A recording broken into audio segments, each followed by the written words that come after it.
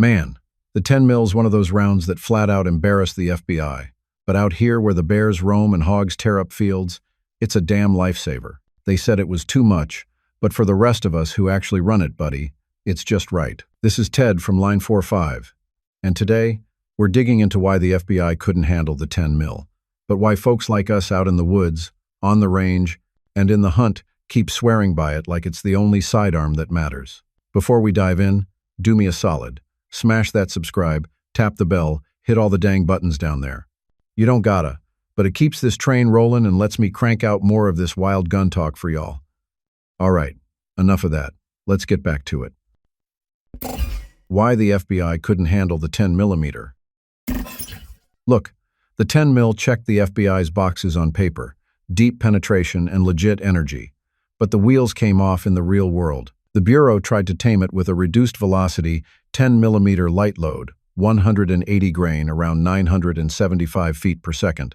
Yet agents were still fighting heavy recoil and bulky, all-steel double-action, per-S single-action pistols like the S&W 1076, with a long trigger reach and roughly a 12-pound first-shot pull that punished mediocre fundamentals. Add in a frame-mounted decocker design that needed a 1,991 factory recall after jam issues, and you've got a duty gun that felt more like a problem child than a solution. Training is where it really broke down.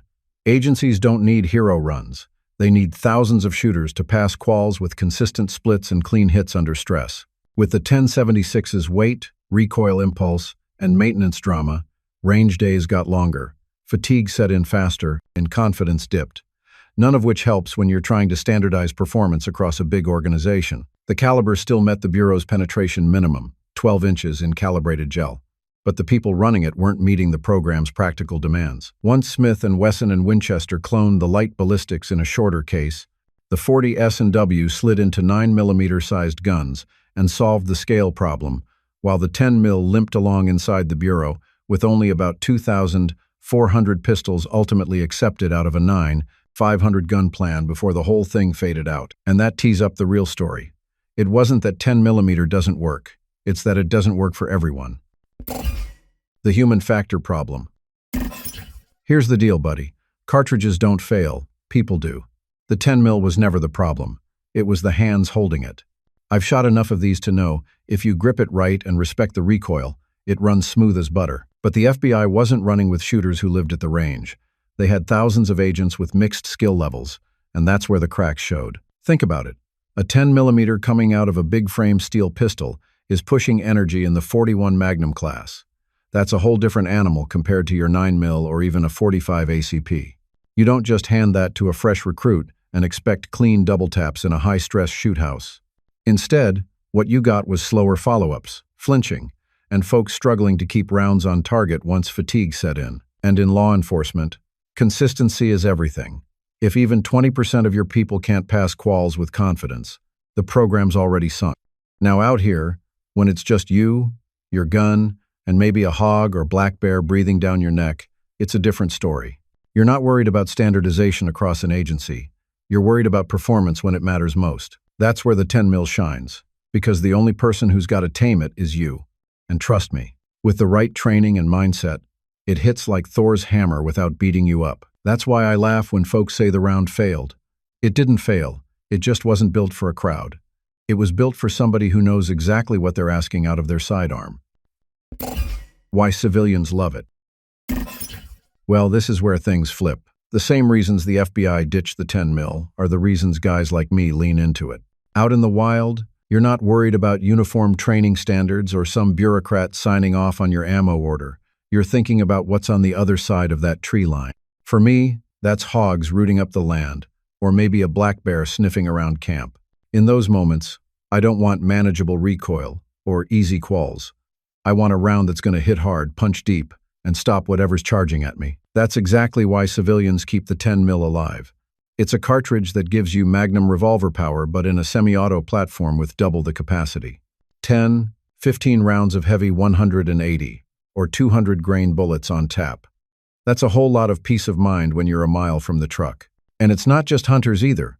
Folks who spend real time outdoors, guides, hikers in bear country, even survivalists who want one pistol that'll do it all. They see the value. I'll be honest. Yeah, it bucks harder than a 9mm, but once you train with it, the recoil's not a deal breaker. It's a trade you gladly make for the horsepower you get back. And when you're the one choosing it, not some agency forcing it on you, the cartridge finally makes sense. That's why the FBI's too much turned into our just right. The ultimate woods gun. Spend enough time out in the backcountry, and you start thinking differently about what you carry. When it's just you, a backpack, and a whole lot of things higher up the food chain, the 10mm starts looking like a no-brainer. I've run mine on hog hunts where those big boars come charging out of the brush, and let me tell you, having 15 rounds of hard-hitting semi-auto power beats fumbling with a 6-shot revolver any day, that's where the 10mm earns its keep. With the right load, 180, 200, even 220 grain hardcast, you're getting penetration that rivals Magnum revolvers. I've seen it outdo .357 Magnum on big game, and it runs close with 41 Magnum numbers. Only now, you've got a full magazine instead of a cylinder. For folks who hike where black bears or even grizzlies roam, that kind of deep driving power in a sidearm is priceless. And unlike a wheel gun, you can reload fast and keep throwing lead if things don't stop after the first couple of hits. It's not about bragging rights or chasing velocity. It's about carrying something that actually makes you feel covered when you're miles away from cell service. That's why you see Alaskan guides, hog hunters down south, and even park rangers in bear country trusting the 10mm. The Bureau said it was too much for the street, but in the woods, it's just enough gun to keep you breathing. And that's exactly why ammo makers started building loads tailor-made for this role. Ammo evolution made it better. Now here's the part I really appreciate. Ammo makers finally caught up with what this round was meant to do. Back when the FBI was fooling with it, they watered it down into that 10mm light load, basically neutering the whole point of the cartridge. But once civilians and hunters started demanding real performance, the companies responded. Today, you can walk into a shop and find 180 to 220 grain loads built to crush bone and keep on trucking. I've carried buffalo boar and underwood loads that are absolute hammers, hard-cast bullets that'll punch clean through a hog or give you the penetration you need if a bear decides you're on the menu. Federal and Hornady stepped in with controlled expansion designs, so you're not just throwing lead, you're getting reliable mushrooming with deep gel results. That means whether you're running a Glock 20 on a hog hunt or a smaller Glock 29 for hiking, you've got ammo designed to match the job. It's funny because the same cartridge that got blamed for too much recoil is now tuned by handloaders and ammo houses to do exactly what shooters want. I don't have to compromise. If I want light loads for practice, they're out there. If I want nuclear hardcast for Alaska, that's on the shelf too.